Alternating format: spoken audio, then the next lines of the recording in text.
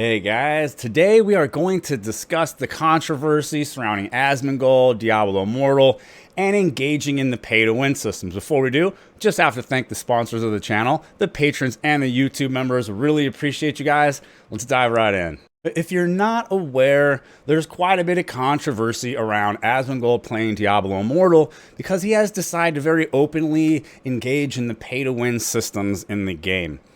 And I have to admit, I was a little bit in the camp with the Spurgs or whatever they're called, who didn't like it, right? My initial reaction was like, this sucks. Another big streamer who was kind of like one of the only ones left, speaking against it and not engaging in it actively, at least, until Lost Ark. He's saying he's going to dive in and just go, all out on this to show what it's like. And right, your initial reaction is just like a gut, like, man, I'm so sick of seeing these things succeed.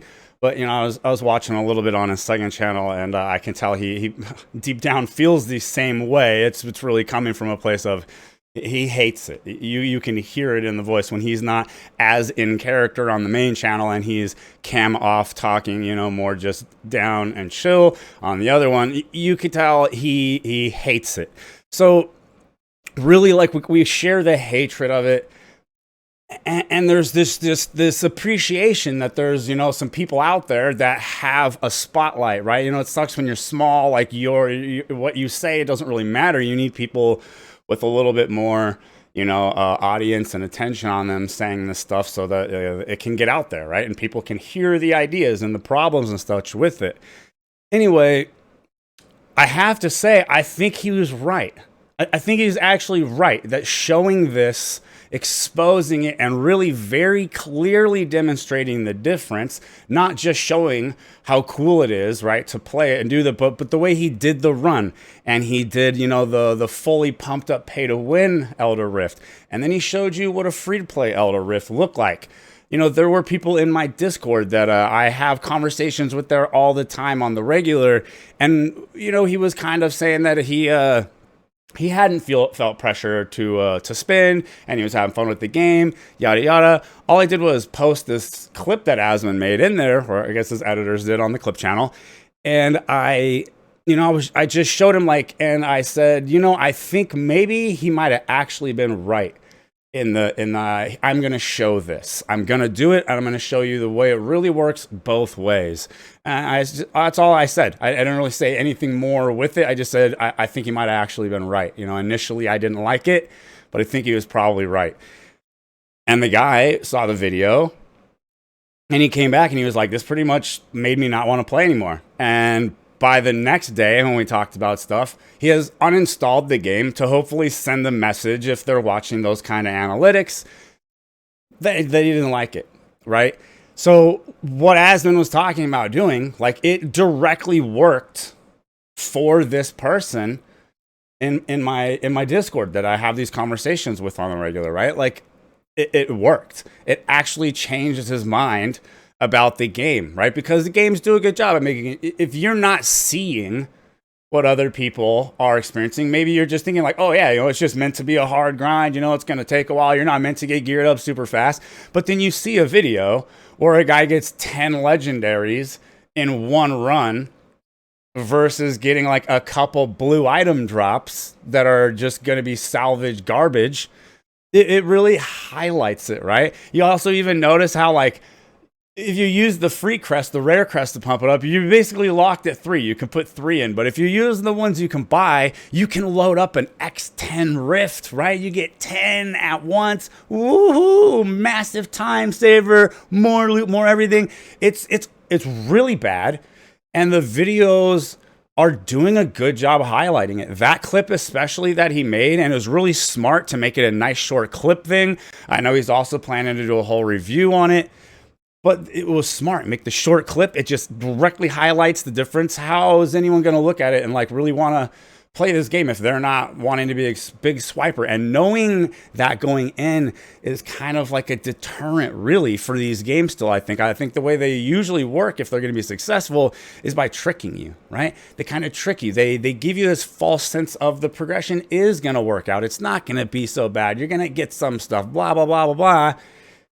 right? And then you feel it as it goes on. But if you know going in already that it's this bad, or this early on, right, where it's like in the first couple days still, for this person in my chat, he hasn't reached level 60 yet, it could be enough for you to just be like, you know what, I don't want any part of this. Now, from here, I saw another creator kind of talking about this, and I think he's right. I think maybe they do this on purpose. Kind of the way Lost Ark's not doing the honing thing. They still aren't doing the honing thing. They're milking people for a while. But I think, and also, right, I've seen the talks on like Diablo Immortal was the best thing that happened to Lost Ark. And it's very true. It was very true. It puts things in perspective, and you're like, whoa, Lost Ark, not so bad. It's almost like Lost Ark made a deal with Blizzard, like, yo, release your game extra shitty, make ours look really good. We'll kick you, we'll give you some royalties or something. Who knows? But it's wild. They made their other game look so much better just by virtue of it not being as bad as Diablo Immortal is. All right, well, before I got sidetracked on the little Lost Ark tangent there, what I'm saying is I think that this other creator was correct in that a lot of times these games are starting to do this on purpose. Put the game out kind of extra greedy and dirty and get a little bit uproar in the beginning and really milk a lot of money out of the players that are going to give the money no matter how, shady things are.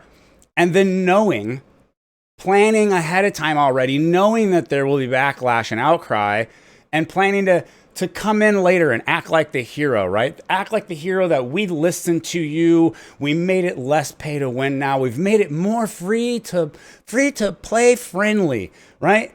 I think this is a plan. I think they plan ahead of time already to do this, and that as a community, at least the people that watch this stuff and the people that care about this stuff, we should try not to praise them when they do it.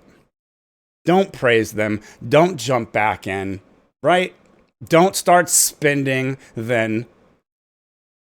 Let them know. We know the game, right? We know the game plan. You already effed up. You already showed your hand. You showed your true colors. I don't care what you try to walk it back now, right? It'll be good if they walk it back, right? It'll be a positive, beneficial thing. But it's not going to change my opinion on you as a company, right? I'm not going to all of a sudden be like, oh, wow, they care and they listen. Nah, F you, man. You already did it. You showed your hand. You want to milk and drain people.